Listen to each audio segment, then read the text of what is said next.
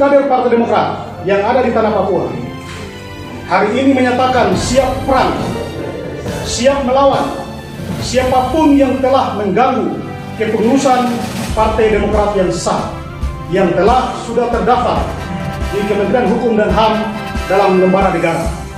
Kami akan selalu setia mendukung penuh Ketua Umum di bawah kepengurusan Bapak AHY. Jadi ada intervensi atau elemen kekuasaan yang mengganggu, ingin mendongker kekuasaan di internal Demokrat, elemen kekuasaan yang menggunakan kekuasaan dan uang. Hanya AHY yang mampu melakukan recovery politik pasca SBY, itu satu. Yang kedua, apakah ada alasan kerja-kerja politik AHY yang memang layak untuk dikudeta? 1 tahun belum genap sudah mau dikudeta. Anda melihat tidak ada alasan yang cukup kuat? Belum ada alasan yang nasional, Bang. Yang agak sedikit aneh, ketika nama-nama yang kemudian dimunculkan untuk menggantikan AHY tidak jauh lebih baik dari AHY. Ini lebih mengemukakan soal alasan politik. Bagaimana menggantikan AHY sebagai jalan panjang menuju 2024 itu. Dari segi umur, dari segi ketenangan, terlihat bahwa Agus Harimurti justru lebih dewasa dalam berpolitik. Ini bukan lagi secara samar-samar Pak Muldoko melakukan politik infiltrasi, tapi ini terbuka itu.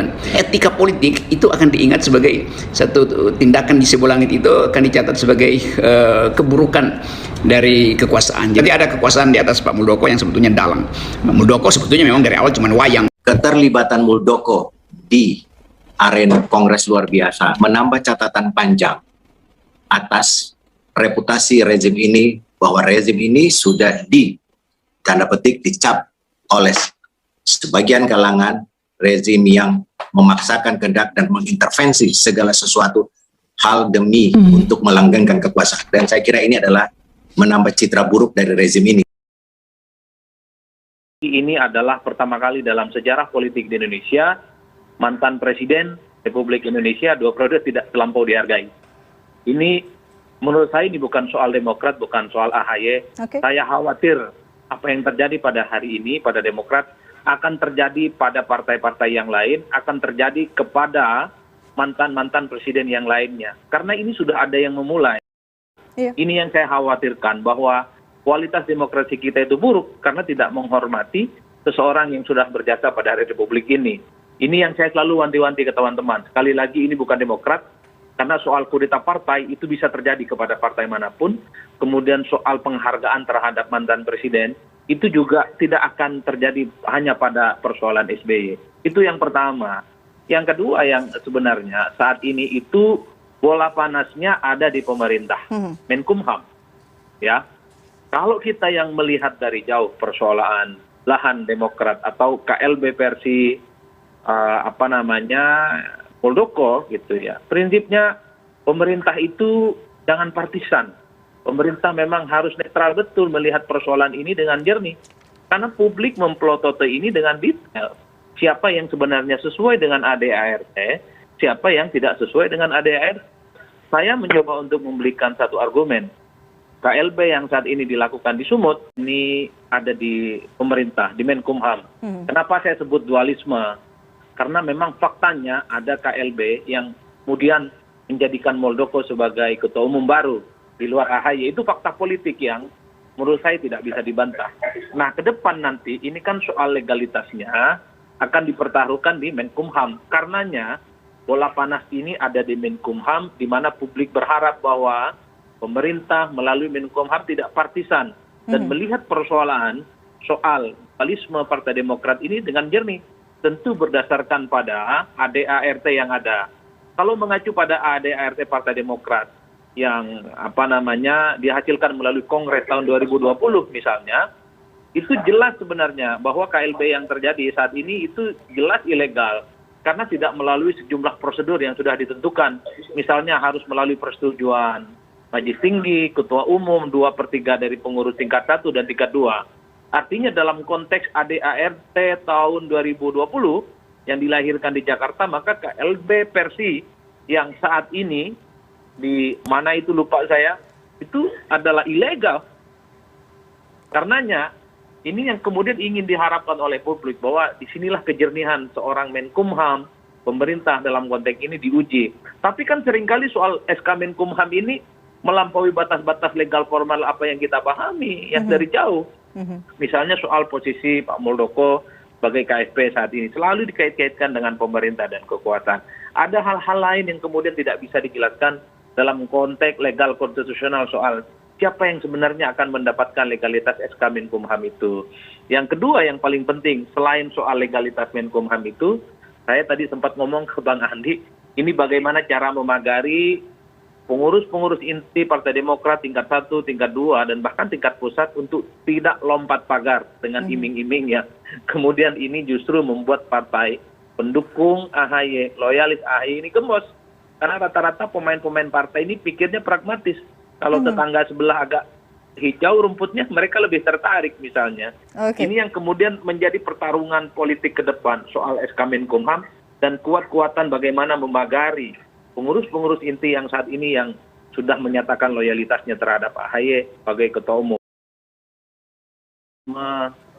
Partai Demokrat ini ada di pemerintah, di Menkumham. Kenapa saya sebut dualisme? Karena memang faktanya ada KLB yang melalui telepon yang bisa disaksikan oleh orang yang hadir. Kan orang bertanya, kalau memang serius ingin mengambil alih Partai Demokrat versi KLB, mestinya Pak Muldoko hadir menyampaikan visi misi dan apa yang akan dilakukan ke depan. Minimal menunjukkan kepada yang hadir bahwa Muldoko jauh lebih baik ketimbang AHY, baik dari segi kinerja, popularitas, dan elektabilitasnya yang kita bisa banding-bandingkan sebenarnya.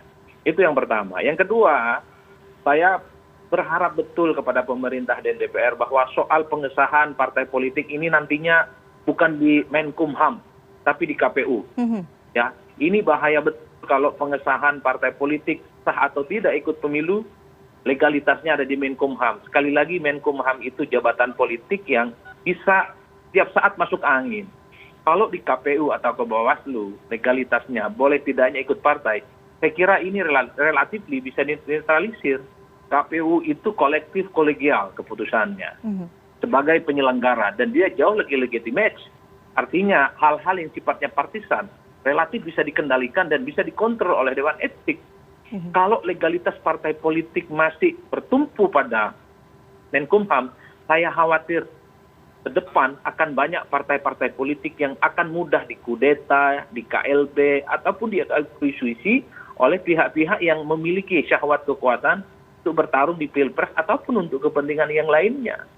Ini pangkal muara soal kudeta ataupun KLB, karena soal undang-undang pemilu, undang-undang politik kita memang tersentral di pemerintah. Dan kita tahu bahwa segala sesuatu yang sifatnya pemerintah serba politis. Kita harus tahu. Dan kita juga memahami bahwa semua jabatan-jabatan menteri adalah jabatan politik di luar jabatan-jabatan profesional tentu saja. Semoga kasus KLB ini membuka mata DPR, membuka mata pemerintah bahwa kekuasaan itu melingkar, tidak melulu di atas, tapi juga ada kesempatan di bawah. Dan jangan sampai bahwa persoalan KLB hari ini justru akan melahirkan dendam politik yang lainnya yang tidak berkesudahan. Dan ingat saya, yang terjadi pada hari ini pasti sudah dicatat oleh teman-teman Partai Demokrat. Siapa aktornya, siapa dalangnya, itu pasti sudah di-tracking. Jadi ini yang saya khawatirkan bahwa dendam politik, kasus KLB yang dipaksakan, ataupun inkonstitusional justru melahirkan satu proses kualitas demokrasi yang jauh panggang dari api. Ingat, teks demokrasi kita sudah lampu kuning. Jangan ditambah dengan persoalan-persoalan yang jauh tidak lebih substansial. Bagi kita sebagai pegiat demokrasi, bagi kita sebagai aktivis pemilu, tentu fenomena mengakuisisi partai politik dengan cara-cara yang tidak konstitusional, tidak sesuai dengan ADART, bukan hanya meninggalkan luka, tapi juga mencederai proses demokrasi yang coba untuk kita konsolidasi lebih baik. Agak sulit menebak arah Presiden dan pernyataan resmi dari Istana kalau melulu menyatakan bahwa persoalan kisruh Partai Demokrat ini murni hanya persoalan pribadi Pak Muldoko. Publik kan tidak naif-naif amat melihat persoalan ini. Kepala KSP itu adalah orang yang setiap hari berinteraksi dengan Presiden, cukup leluasa misalnya keluar masuk kekuasaan, yang ini tidak bisa dilepaskan dari sosok Pak Muldoko saat ini. Karenanya saya kira perlu ada statement, pernyataan tegas dari pemerintah bahwa satu sisi Pak Muldoko ini memang bermain sendiri gitu ya, untuk urusan politik yang semacam ini, tapi pada satu yang lainnya bahwa ke depan jika ada persoalan-persoalan KLB yang melibatkan kepala KSP, ya tanggung jawab mereka. Tapi kan pertanyaannya adalah apa mungkin publik percaya begitu rupa dengan apa pernyataan semacam itu. Kepala KSP adalah satu simbol penting dalam elemen kekuasaan politik kita saat ini.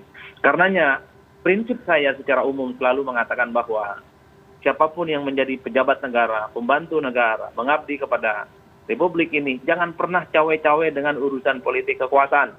Kalau ingin cawe-cawe dengan politik partisan kekuasaan, sebaiknya memang legowo mengundurkan diri dan lebih fokus bagaimana menghadapi pertarungan-pertarungan politik yang saya kira jauh lebih penting. Kenapa saya ngomong begini? Ini sangat terkait dengan kredibilitas seorang pejabat negara, kepala KSP yang saya yakin ke depan ini pasti akan dibully nih oleh teman-teman Partai Demokrat sebagai pemimpin yang abal-abal, menyetujui KLB abal-abal. Padahal pada sosok Pak Muldoko melekat simbol seorang pejabat negara, simbol pembantu presiden, kan nggak mungkin kredibilitasnya selalu dikata-katain dan dibully oleh publik karena persoalan konflik politik yang tidak berkesudahan itu. Makanya memang pemerintah dalam konteks ini perlu menyatakan sikap secara tegas, minimal untuk mengamputasi bahwa persoalan KLB ini memang tidak ada sama sekali urusannya dengan istana. Itu penting dan clear. Bagi saya soal KLB di Sibolangit ini jagal politik ya, dilakukan secara terang benderang di siang hari, tak ada angin, tak ada hujan. Ya bagaimana yang harus dilakukan oleh Pak SBY? Saya kira memang Pak SBY harus total football, macam Barcelona udah menyerang lah kira-kira begitu. Karena bagi kita yang memahami persoalan Demokrat dari jauh, mungkin salah bisa dikritik Bang Andi, sepertinya SBY ini sudah menjadikan Demokrat itu sebagai warisan terakhirnya di sepanjang hidupnya ini. Jadi siapa yang mencoba untuk mengganggu warisan terakhirnya ini pasti SBY akan turun tangan. Publik juga masih ingat SBY ini adalah seorang jenderal, seorang tentara, Adi Makayasa, dan mantan presiden 2 periode. Dan tentunya akan mempertahankan Partai Demokrat sampai titik darah penghabisan. Dan itu pasti dilakukan ya, karena ini adalah perang terbuka yang secara terang benderang dilakukan oleh kubu KLB yang mencoba untuk mengambil alih, yang mencoba untuk mengambil jantung politiknya Pak SBY sebenarnya. Jadi Demokrat itu jangan hanya lihat ada Bang Andi, ada AHY, tapi di situ ruh dan denyut nadi yang menjadi warisan terakhir yang dimiliki oleh Pak SBY. Itu yang saya pahami. Disitulah kemudian Pak SBY akan merespon secara serius sepertinya soal fenomena KLB yang terjadi pada hari ini. What's next? Pada prinsipnya pertarungan dan konflik ini akan panjang, dan kalau boleh titip kepada DPR dan pemerintah, jangan lagi soal legalitas partai politik itu di Menkumham. Rusak itu urusan, karena akan membuka begal-begal politik di masa yang akan datang. Berikanlah legalitas partai politik itu kepada penyelenggara pemilu, KPU dan Bawaslu, karena keputusannya kolektif, kolegial, tidak ditentukan oleh seorang menteri yang didapatkan melalui proses-proses politik yang partisan. Ya cukup mengejutkan, kita agak sulit menemukan satu referensi politik yang punya kaidah ilmiah melihat ada pihak outsider yang mengambil alih partai politik secara paksa dengan banyak dalil gitu ya. Saya kok belum menemukan proses-proses semacam ini. Bahkan di zaman Orde Baru sekalipun, ya hanya ada satu fenomena misalnya mencoba untuk meringkus partai politik yang banyak menjadi sedikit gitu ya. Tapi tidak dalam konteks demokrasi kita yang semakin modern, justru pengambil alihan kekuasaan politik di partai itu terjadi terang benderang. Ini ironi sekaligus malapetaka bagi demokrasi kita. Saya selalu mengatakan bahwa jika kita ingin jadi presiden, kenapa tidak bikin partai politik? Kenapa harus mengganggu partai politik yang lain?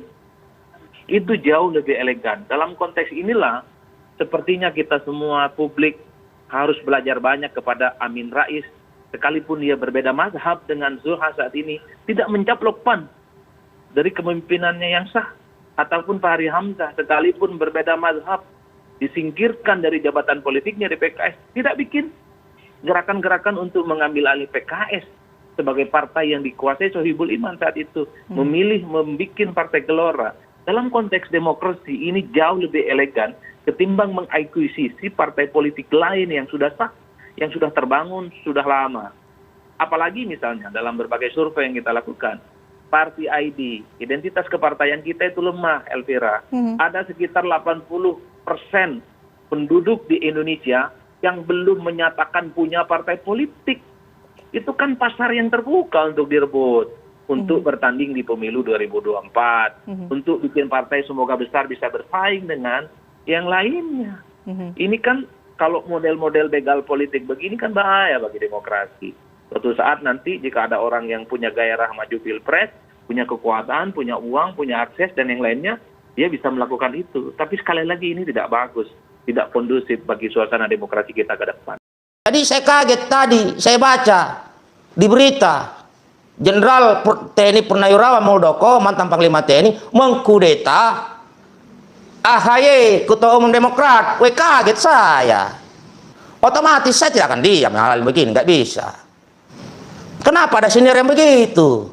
Akhirnya saya angkat bicara. Dan ini buser-buser sudah mulai main, saya lihat. Menjelek-jelekan AHY, saya harus counter. Dia kabri, beliau junior saya, adik kebanggaan saya. Di satu sisi saya harus hormat. Beliau Ketua Umum Partai Demokrat, saya harus hormat. Saya harus menghormati beliau di depan umum. Mas AHY, beliau orang jenius, cerdas, bahkan sekolah sampai ke luar negeri, perwakilan ke luar negeri. Dan beliau terbaik di angkatannya. Harapan saya semoga pemuda seperti Mas AHY kelak bisa memimpin bangsa yang besar ini. Seperti halnya pada saat Pak SBY memimpin bangsa ini. Sejuk negeri ini.